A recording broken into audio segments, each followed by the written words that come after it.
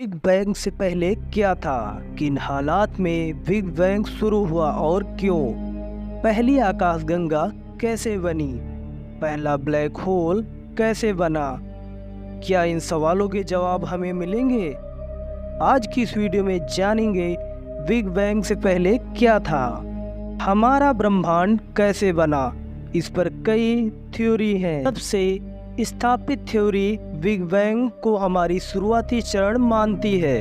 किसी वक्त ब्रह्मांड एक परमाणु से भी छोटा था। सूक्ष्म बिंदु में करीब 14 अरब साल पहले महाविस्फोट हुआ। इसे ही बिग बैंग कहते हैं। महाविस्फोट से बिंदु के टुकड़े इधर उधर होकर छिटकने लगे। इसी से ब्रह्मांड की शुरुआत हुई। सच्चाई यह भी है कि पूरे ब्रह्मांड के सामने हमारी कोई औकात नहीं है। अंतरिक्ष से जब हम सूरज भी धूल के कण से छोटा नजर आता है तो वह हमारा वजूद क्या होगा। हमारे चारों तरफ पृथ्वी की तरह करीब 5000 ग्रह हैं। कहीं ना कहीं जिंदगी होगी और जरूरी नहीं कि यह हमारी तरह हो।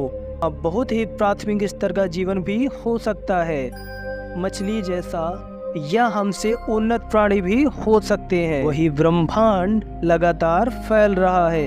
एक समय इसके बंद होने के आसार लगाए जा रहे थे, लेकिन 1998 में हबल टेलीस्कोप की वजह से पता चला कि ब्रह्मांड जिस रफ्तार से फैल रहा है वह रफ्तार भी लगातार बढ़ रही है। वैज्ञानिक कहते हैं कि इसकी वजह डार्क एनर्जी है। यह हमारे आसपास हर जगह मौजूद है, पर हमें दिखाई नहीं देती। इसे हम ना तो माप सकते हैं और ना ही इसकी जांच कर सकते हैं। हाँ, इसका असर हम महसूस कर सकते हैं। यह क्या है? अगर यह पता चल जाए तो अतीत, वर्तमान और भविष्य की तमाम गुत्थियां सुलझ सकती हैं। आखिर में इस ब्रह्मांड का क्या होगा? यह इस बात पर तय होगा कि डार्क एनर्जी असल में क्या है। इसी तरह हमें डार्क मैटर का पता है कि यह ग्रेविटी पैदा करता है, पर यह जानकारी नहीं है कि डार्क मैटर बना किससे है। यह दिलचस्प बात है कि ब्रह्मांड जितना हमें दिखाई देता है वह समूचे ब्रह्मांड का सिर्फ 5% ही हिस्सा है। बाकी 95% हिस्सा अदृश्य है। इसमें डार्क एनर्जी 68% है। बाकी 27% डार्क मैटर है, जिसे 1933 में खोजा गया था। यह अणु परमाणु से न बना होकर ऐसे जटिल और अनोखे कणों से बना है जिनके बारे में हमें अभी पता तक भी नहीं चला है। इस ब्रह्मांड में जितनी भी चीज़ें हमें दिखाई देती हैं वे सब या तो खुद रोशनी फेंकती हैं या उसे रिफ्लेक्ट करती हैं। डार्क मैटर ये दोनों ही काम नहीं करता, इसलिए इसे देखना मुमकिन नहीं है।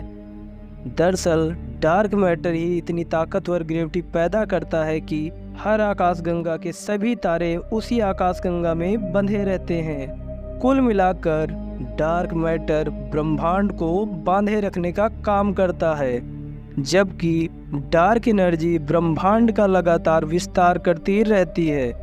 इस वजह से हर आकाशगंगा का एक दूसरे से फासला बढ़ता जाता है। इसी ब्रह्मांड में ब्लैक होल नाम की एक ऐसी चीज भी है जो अपने दायरे में आने वाली हर चीज को निगल जाती है। ऐसा उसकी ग्रेविटी के जबरदस्त खिंचाव के कारण होता है। इस पर फिजिक्स के नियम लागू नहीं होते। ब्लैक होल के बाहरी हिस्से को इवेंट होरिजन कहते हैं। ब्लैक होल की खोज सन 1964 में की गई थी। इसे हम अंतरिक्ष में बनी गहरी खाई भी कह सकते हैं। जैसे चादर में छेद, जैसे मौत का कुआं, जैसे कुप्पी की बनावट, जैसे पानी से भरी बाल्टी में हाथों से घुमाकर बनाया गया भंवर। पूरे ब्रह्मांड में अलग अलग आकार के ढेरों ब्लैक होल हैं, पर हमारे सौरमंडल में कोई ब्लैक होल नहीं है। हाँ, हमारी आकाशगंगा के बीचों बीच एक विराट ब्लैक होल है जो हमारे सूर्य से करीब 1 करोड़ गुना बड़ा है। ब्लैक होल कैसे बने? इसके बारे में 2 थ्योरी हैं। यह एक, जब कोई विशाल तारा खत्म होता है तो वह अपने अंदर ही सिमटने लगता है। कुछ वक्त बाद वह ब्लैक होल बन जाता है। जबकि दूसरी थ्योरी यह है कि ब्लैक होल बिग बैंग के बाद बना पहला आकाशीय पिंड है। सबसे पहले ब्लैक होल बना। ब्लैक होल से विभिन्न तारे बने। तारे से ग्रह, उपग्रह आदि बने। ब्लैक होल में गिरने के बाद चीजें कहाँ जाती हैं, इसका अभी तक पता नहीं चल पाया है। वजह यह है कि ब्लैक होल रोशनी को अपने अंदर जब्त कर लेता है, रिफ्लेक्ट नहीं करता। तभी उस पर रोशनी डालने पर भी पूरे अंधेरे के अलावा दूसरा कुछ दिखाई नहीं देता। इसलिए ब्लैक होल का कोई फोटो सीधे सीधे लेना मुमकिन ही नहीं है। जबकि ब्लैक होल के बारे में कई जरूरी सवालों का जवाब मिलना भी बाकी है। मसलन ब्लैक होल में गिरी चीज़ें क्या दूसरे डायमेंशन में चली जाती हैं? क्या ब्लैक होल दूसरे डायमेंशन में जाने का दरवाज़ा है? कहीं हम किसी दूसरी दुनिया, किसी दूसरे ब्रह्मांड में तो नहीं पहुंच जाएंगे? जैसे ब्लैक होल है वैसे ही क्या व्हाइट होल भी अंतरिक्ष में है? बिग बैंग से पहले क्या था? किन हालात में बिग बैंग शुरू हुआ और क्यों?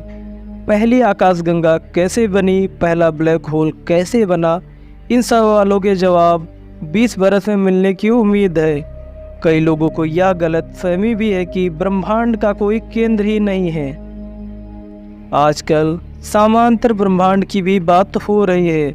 इसे माना जाता है कि हमारे ब्रह्मांड में जो कुछ भी है उसका प्रतिरूप समांतर ब्रह्मांड में मौजूद है। हमारी जिंदगी में जो कुछ भी घट सकता है वह सब दूसरे ब्रह्मांडों में घटित हो रहा है। हालांकि अभी तक यह आइडिया है और इसे साबित नहीं किया जा सका है।